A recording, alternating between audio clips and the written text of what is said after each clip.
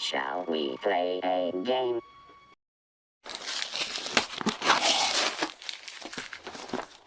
Hello everyone, welcome back to the channel.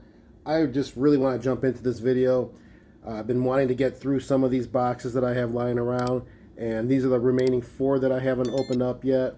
4 different items from 4 different sellers, a variety of items, and I do know what each box contains, I believe. So let's start with this one first, and let me move the others to the side. So this package here I received from an eBay seller in Canada, and the item in here is tied to a new collection I started just about a month ago. I put a video out on it, and it's my collection with 5 1/4 inch disc notchers. I guess you can call it a disc notch, or a what is the other word? A disc doubler. There's other words for it as well, but basically what it is a tool that allows you to double the space on a 5 1/4 inch floppy. How does that work? You just put a notch on the floppy on the one side, and then you can utilize the back side of the floppy to write to it, and now you've got double the space. A lot of these tools that came out back then were pretty much given as marketing tools because they had the name of the company on it, and they were plastic and so forth. But this one here is a little bit different. This is my second notcher, I guess you can call it. You know, you can use a hole puncher. I think I mentioned that in that video I did. But this is a little bit better than that, and I thought I'd give you a little glimpse of this. This was definitely unique. I say it's unique because of the material, and you'll understand when you see this. Yep, that's it. That is the disc doubler or disc notcher. Let's get a good look at it. It is metal, so it's not the typical plastic ones that I mentioned. And the other one I do have is plastic, and it has a name of the company on there, Suncom. So this one doesn't have a company name, I don't believe. It just says made in Canada, and then patent pending, and it does say disc doubler. You can see it right there stamped on it. And how does this work? It's very simple.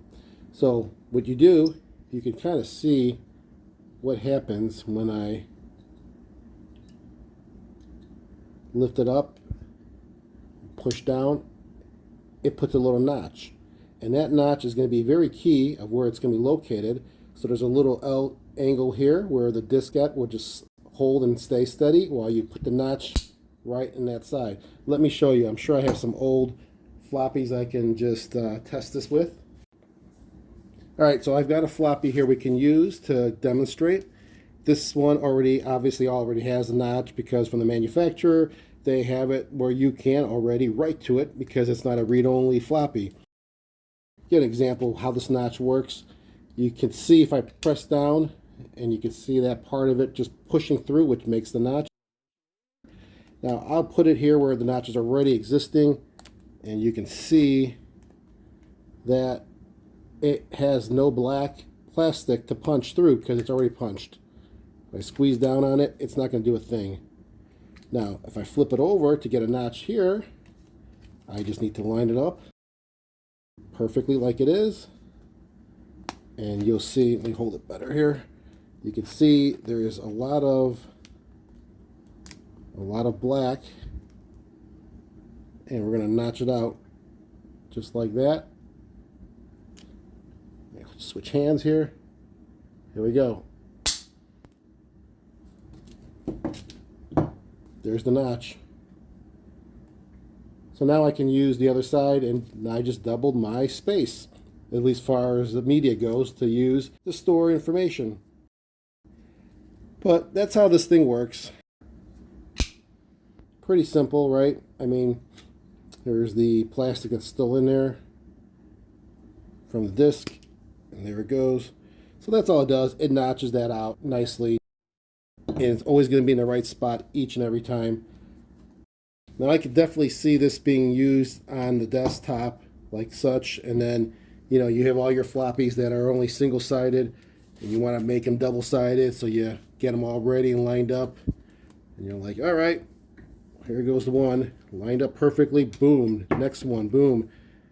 And you can knock out quite a bit of these and double your space for storage.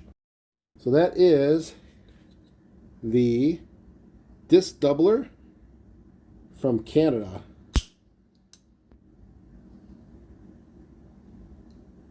All right, what is next? It's gonna be this box here.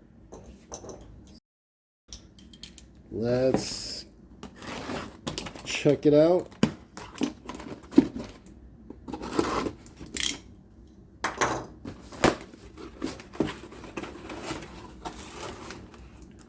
That's it? Well, more to it than that.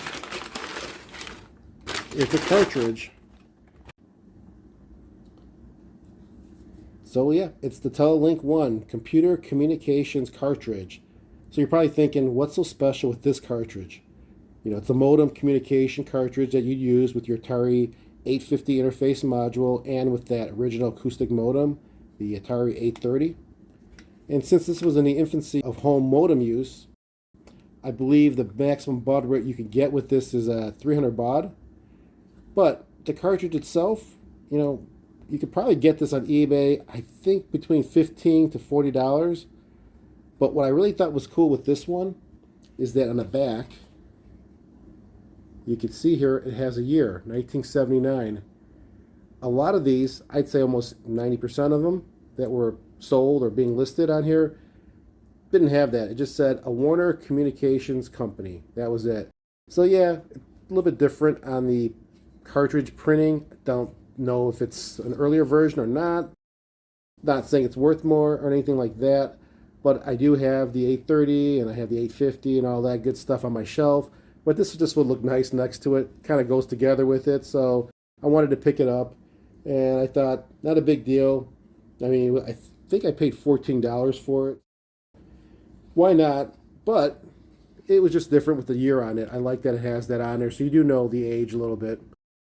Now, this won't work, obviously, unless I have my 850 connected, and I just don't think it will communicate through. I've never used this before in the past, so I don't even know what the commands are on this, but I don't think this would even boot up. It'll probably boot up probably to a splash screen or something. So let's give it a try on the 800XL just to make sure this really will work, at least shows that it works. And that would be it. So let's give it a shot. All right, here is the Telelink 1, and we'll just plop this in the 800XL, and let's see what happens when I try to boot it up.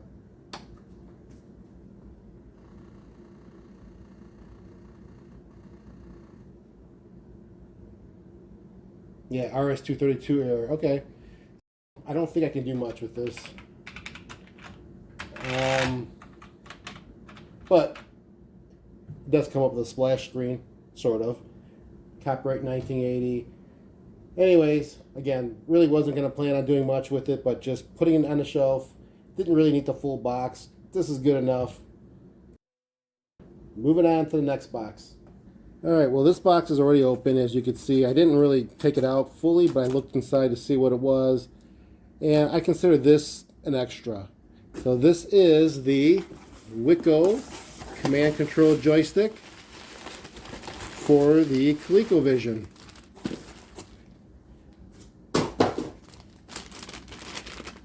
I ordered this in January, and I received it a couple weeks before I met with Chopper the dog. That's his Atari Age profile name. But you can also see what I picked up from him in the video right here if you want to click up top and check it out. It's pretty cool. He's an awesome guy. He actually included this when I met him. So I have a Wico command control Coleco controller in a box, and I'm guessing it's probably a lot better condition than this one. I have the Coleco system just recently, and I always wanted a better controller. Not always, I mean, I only had it for a month, but I wanted a better controller than the original, so I picked this up for really cheap, supposedly working condition. However, as I mentioned, meeting up with Chopper, got this. Haven't even opened it up yet. And my guess is it is going to be a lot better condition than the one I just picked up, or the one I picked up a week before.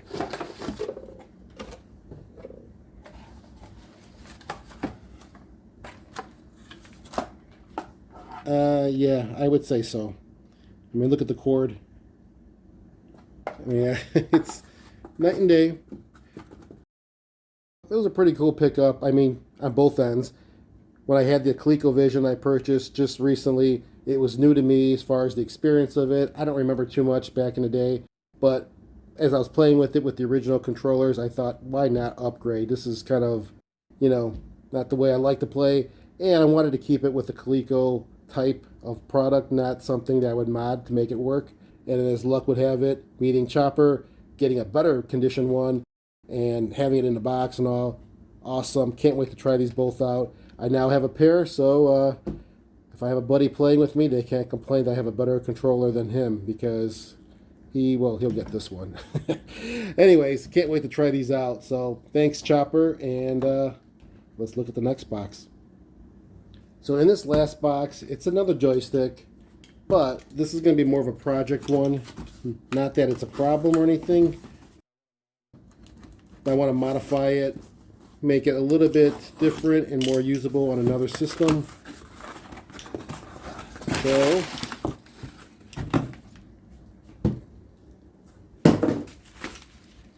well, here it is. Take a good look at this joystick.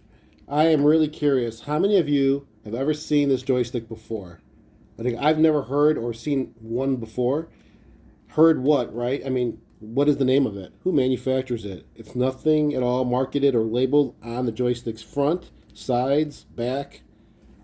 The bottom only has a label that says model number 1250, made in Hong Kong, and that's it. I came across this joystick on my eBay searches as I was looking for a 3-button controller, which this one nicely has. And it looked interesting, so I figured, why not? And here's the best part. I paid less than $6 for this, and it was noted as being in working condition.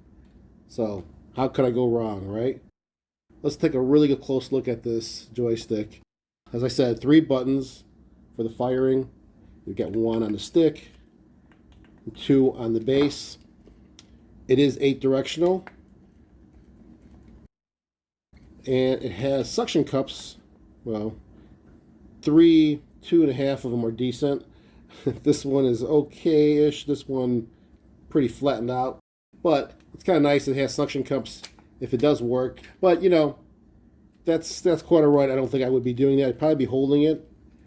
But here's the crazy thing: more than just the joystick without a label. It has this compartment you might have seen when I turn it over. What does it look like to you? A battery compartment? Yeah, a 9-volt battery compartment in the bottom. So, question would be, well, is this going to be wireless? Nope, it's not wireless. Are there any lights or anything that would need a power source on this joystick? Nope. So why is there a battery compartment on the bottom? Doing some more research on it, I guess it might have been a plan for something. Who knows? But there's no purpose, and there's no battery, and I don't think this even opens. You know, and it looks like someone did try, but I've looked online. A few of these covers were broken off, or at least one of them I saw was broken off on another listing, and there was no contacts, nothing inside there. It was just an empty box or compartment. So I'm not going to even bother to try to open this. But that's the joystick here. I mean, an RGA 1250 Atari joystick. So what's my project I was thinking about doing with this? Well, since it had 3 buttons, that's the big key to the project. I wanted to modify these 2 fire buttons here in the bottom so it can get it to work as a 7800 controller in various games where each button will serve a certain function or purpose. Sort of like I have with my other custom controllers I just got from Hazon and from Bratwurst. Those controllers have that same capability. That's what I wanted to do, but we'll see. I have to open this up, take it apart, and see what's in there. I don't know. If not, it's a very unique joystick, and again, for under $6, can't go wrong, right? Since it was supposedly a working controller, let's try this with a quick game. Let's do it with an 8 directional game so we can really test this out. And here we go. Alright, got the controller connected to my Atari 800 XL, and my go-to game for multi-directional play would be Missile Command. But also because the firing is going to be cool to see if it actually works on all 3 of them, and you know, the routine on this. I just want to play it and quickly find out if this is a go or no. Alright, let's start the game. Up, down, left, right. All diagonals seem to work great. See, the buttons work now. That's my trigger on my handle. Works good. The one on the left works good. Oh, I'm out of missiles. There we go. Yep, they all work. Awesome. I mean, it's a very slender build to this, as you can tell. I mean, it's not wide. Holds nicely in your hand or in your palm. I think this will be a good project. I mean, as cheap as it may be, because really,